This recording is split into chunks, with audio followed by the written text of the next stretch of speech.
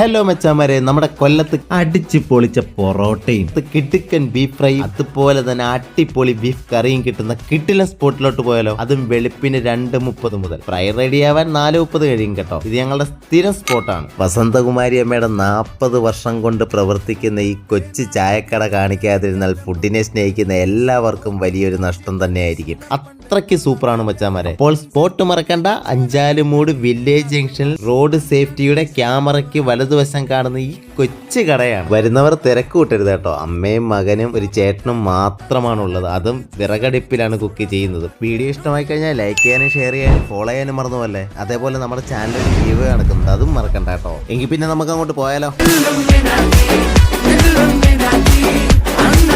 നാടൻ